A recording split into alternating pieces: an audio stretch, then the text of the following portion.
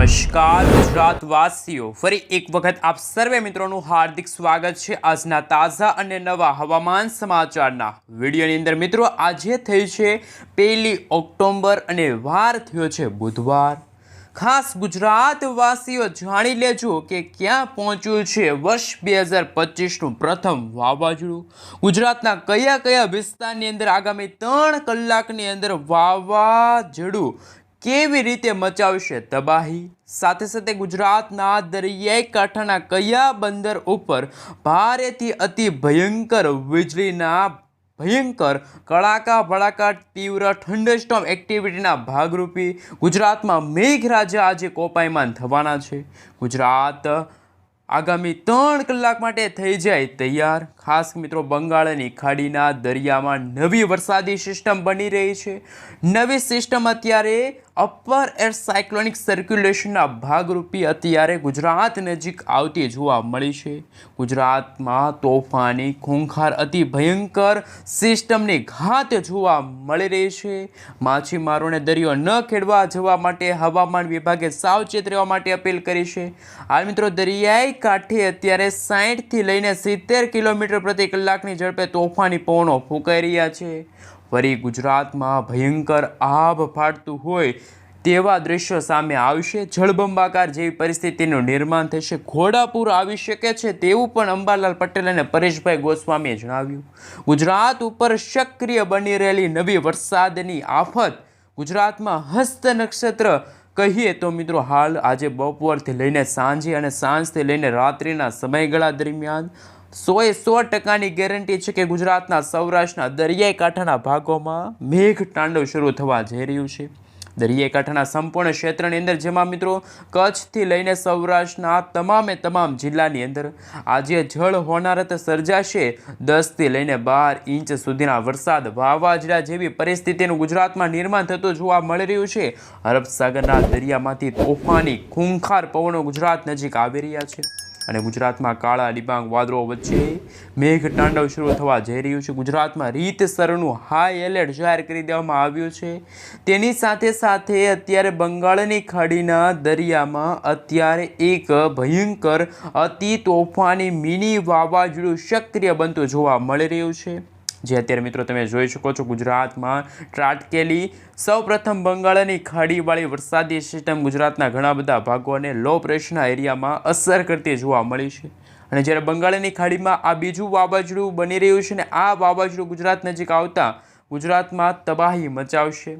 સાથે મિત્રો, દિવાળી નજીક છે, દિવાળીનો મહિનો શરૂ થવા જઈ રહ્યો છે અને ત્યારે જ બંગાળની ખાડી અને અરબ સાગરના દરિયામાં નવા જૂનીના થઈ રહ્યા છે એધાણો।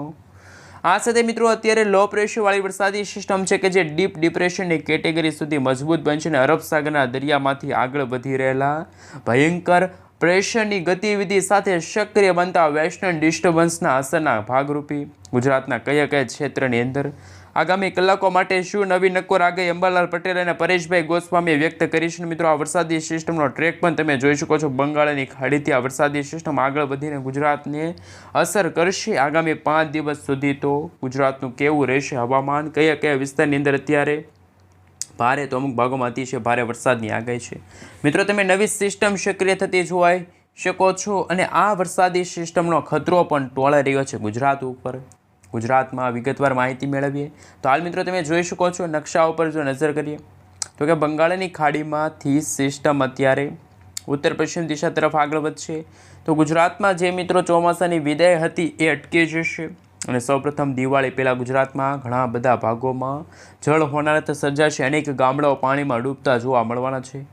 જેમાં મિત્રો જો વાત કરીએ તો બંગાળની ખાડીના દરિયામાં બની રહેલી વરસાદી સિસ્ટમ જે ગુજરાત નજીક આવી પહોંચતા 7 થી લઈને 8 તારીખ નજીક ગુજરાતમાં ફરી એક વખત વરસાદનો નવો રાઉન્ડ શરૂ થવા જઈ રહ્યો છે।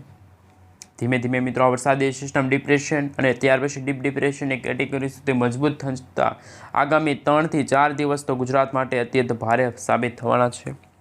આ મિત્રો તમે જોઈ શકો છો નવી વરસાદી સિસ્ટમો આગળ વધી રહી છે, ગુજરાત નજીક પહોંચી રહી છે અને ગુજરાતના વાતાવરણમાં અચાનક જ ફેરફાર થઈ રહ્યો છે। વહેલી સવારથી જ કાળા ડિબાંગ વાદળો વચ્ચે મેઘરાજા હોય કોપાયમાન, ત્યાર પછી મિત્રો બપોરથી લઈને સાંજના સમયગાળા દરમિયાન તો અત્યંત ભારે વરસાદની શક્યતા જોવા મળી છે। એકવાર મિત્રો આ સિસ્ટમ છે એ હાલ યુટર્ન લેશે તો ગુજરાતના સૌરાષ્ટ્ર અને દક્ષિણ ગુજરાતના ભાગોની સાથે સાથે ઉત્તર ગુજરાતના ભાગોને ધમરોળી શકે છે. અને જો આ વરસાદી સિસ્ટમ આ રીતે દક્ષિણ દિશા તરફ આગળ વધી જાય તો ગુજરાત ઉપરથી ખતરો છે ટોળાતો જોવા મળી રહ્યો છે. મિત્રો આમ ગુજરાત રાજ્યની અંદર દરિયાઈ કાંઠાની અંદર ભાવનગર છે, ગીર સોમનાથના વિસ્તારથી લઈને જૂનાગઢ, પોરબંદર, દેવભૂમિ, દ્વારકાના વિસ્તારો ઉપર વરસાદનું દબાણ વધી રહ્યું છે. કચ્છના સંપૂર્ણ ક્ષેત્રો ઉપર પણ અત્યારે તોફાની વરસાદનો નવો રાઉન્ડ જોવા મળી રહ્યો છે. બંગાળની ખાડીમાં નવી વરસાદી સિસ્ટમો સક્રિય થતી જોવા મળી રહી છે. આ મિત્રો તમે જોઈ શકો છો. રેન અને ઠંડા વિશે પણ જોઈ શકો છો. આ વરસાદી સિસ્ટમની દિશા પણ હંમેશા ગુજરાત નજીક રહેલી છે. અને હવે પછી મિત્રો વરસાદનો ખતરો પણ ગુજરાત ઉપર જોવા મળી રહ્યો છે. એ ઉપરાંત એક નવી સિસ્ટમનું પરિભ્રમણ બની રહ્યું છે ને જે હવે આખા ગુજરાત રાજ્યને આવરી લેશે. મિત્રો તમે જોઈ શકો છો બંગાળની ખાડીવાળી મજબૂત વરસાદી સિસ્ટમ ગુજરાતના દરિયાઈ કાંઠે સુધી પહોંચે એ પહેલાં મિત્રો અત્યારે જે રીતે એક વરસાદી સિસ્ટમ આવી પહોંચી છે એ પણ ગુજરાતમાં તબાહી મચાવતી જોવા મળી છે.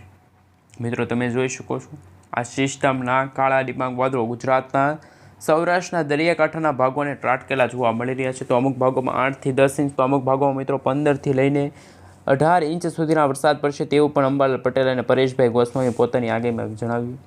મિત્રો હાલ તમે જોઈ શકો છો ગુજરાતના અનેક વિસ્તારોની અંદર સિસ્ટમનું પરિભ્રમણ અત્યારે હાલનું ફેલાતું જોવા મળી રહ્યું છે. સાયક્લોનિક સર્ક્યુલેશનવાળી વરસાદી સિસ્ટમ કે જે ગુજરાત ઉપર પોતાની અસરો દર્શાવતી જોવા મળી છે.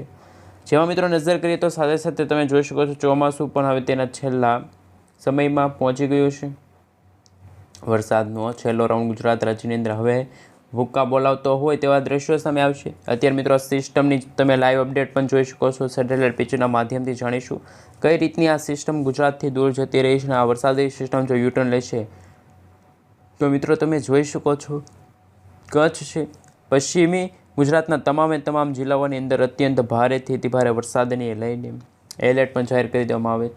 આ સાથે મિત્રો તમે જોઈ શકો છો દેવભૂમિ, દ્વારકા છે, ઓખા બંદરના જે ભાગો છે ત્યાં વરસાદી સિસ્ટમની ખૂબ જ અત્યારે ચર્ચા થતી હોય છે. કારણ કે મિત્રો અત્યારે એક તરફ ચોમાસું છે સક્રિય થયું છે તો બીજી તરફ ચોમાસું વિદાય તરફ પણ આગળ વધતું જોવા મળી રહ્યું છે. પરંતુ આજે ગુજરાતમાં સાર્વત્રિક વરસાદની પણ શક્યતા જોવા મળી છે. મિત્રો ગુજરાતમાં આ છેલ્લો અને ભયંકર રાઉન્ડ જોવા મળશે. સૌરાષ્ટ્રમાં તટીય ક્ષેત્રોમાં હવે પછી તોફાની પવનોની તીવ્રતા પોતાની ભયંકર અસરો ગુજરાત રાજ્ય માટે દર્શાવવામાં આવી રહેલી છે. કચ્છના સંપૂર્ણ ક્ષેત્રની અંદર પણ અત્યારે મિત્રો તમે જોઈ શકો છો હાઈ એલર્ટ છે એ દરિયાઈ કાંઠાના ભાગોમાં જાહેર કરી દેવામાં આવ્યું છે. મિત્રો જેમ સમયગાળો પસાર થતો જશે તેમ લખપત છે. આ સાથે મિત્રો કચ્છના તમામ જિલ્લાઓની અંદર આજે સાર્વત્રિક વરસાદ જોવા મળી રહ્યો છે. આ સાથે મિત્રો ગુજરાત ઉપર આગામી 3 કલાકની અંદર ગુજરાતની નવી સિસ્ટમ ખેદાર મેદાન હોય તો મિત્રો તમે જોઈ શકો છો આગામી 3 દિવસ સુધી પણ ભારેથી ભારે વરસાદની આગાહી હવામાન વિભાગે વ્યક્ત કરી. પરંતુ મિત્રો જેમ સમયગાળો પસાર થઈ રહ્યો છે એ જ રીતે મિત્રો તમે જોઈ શકો છો સૌરાષ્ટ્રના દરિયાઈ પટ્ટીના ભાગોમાં પણ હવામાન વિભાગ તરફથી ભારેથી અતિભારે વરસાદની શક્યતા જોવા મળી. અને મિત્રો હાલ જો કહી શકાય કે સૌરાષ્ટ્રના દરિયાઈ કાંઠે 3 નંબરનું સિગ્નલ છે જાહેર કરી દેવામાં આવ્યું છે. અને મિત્રો જેમ ગુજરાતમાં તોફાની પવનો ફૂંકાઈ રહ્યા છે તેમ વાતાવરણમાં પણ અચાનક જ મોટો બદલાવ આવ્યો. મિત્રો તમે જોઈ શકો છો માછીમારોને પણ અત્યારે દરિયો ન ખેડવા માટે સાવચેત રહેવા માટે હવામાન વિભાગે અપીલ કરી. આ સાથે મિત્રો તમે જોઈ શકો છો વીજળીના ચમકારા, કડાકા ભડાકા, થંડરસ્ટોર્મ એક્ટિવિટીના ભાગરૂપે ગુજરાતમાં જાણીશું કયા જિલ્લાની અંદર કેવા પ્રકારનું એલર્ટ હવામાન વિભાગે જાહેર કર્યું. સાથે ચોમાસું મિત્રો ફરી એક વખત તીવ્ર બની રહ્યું છે તેવા હવામાન સમાચાર છે. એક તરફ ચોમાસું વિદાય તરફ આગળ હતું તેવું પરેશભાઈ ગોસ્વામીએ કહ્યું હતું. ખાસ મિત્રો કચ્છ છે, ઉત્તર ગુજરાતમાંથી ચોમાસું છે એ વિદાય તરફ આગળ વધ્યું પરંતુ વાતાવરણની અસ્થિરતાના કારણે ગુજરાતમાં અત્યારે જામ્યો છે ખરાખરીનો ખેલ. ગુજરાતમાં જ્યાં જુઓ ત્યાં પાણીના દ્રશ્યો સામે આવશે. સૌરાષ્ટ્રના સંપૂર્ણ ક્ષેત્રથી લઈને દક્ષિણ ગુજરાતના વિસ્તારોની અંદર પણ આ પાડતો જોવા મળવાનું છે. રીતસરનું જળ હોનારત સર્જાશે. અને મિત્રો તમે જોઈ શકો છો રાજ્યમાં અત્યારે હાલી રહેલા હસ્ત નક્ષત્ર હાથી નક્ષત્રને લઈને મિત્રો શું અપડેટ સામે આવી છે. આ નક્ષત્રનું વાહન મોર છે મિત્રો. મોરને પાણી ગમે છે ને આ વરસાદી પાણી જે ચોમાસા દરમિયાન જે આ હસ્ત નક્ષત્ર દરમિયાન જે પાણી હોય છે એ ખાસ કરી મિત્રો ખેડૂતો માટે નુકસાનકારક હોય છે. કારણ કે અત્યારે જે વરસાદ પડી રહ્યો છે અને આવનારા ખાસ મિત્રો જે દિવસોની અંદર ઠંડા પવનો પણ ફૂંકાતા જોવા મળવાના છે. જે રીતની આગાહી સામે આવી છે એના વિશે વાત કરીએ તો મિત્રો અત્યારે જે ગુજરાતમાં હળવાથી મધ્યમ વરસાદની પણ શક્યતા જોવા મળી છે ને અત્યારે ભારેથી ભારે વરસાદની પણ શક્યતા હવામાન વિભાગે વ્યક્ત કરી છે।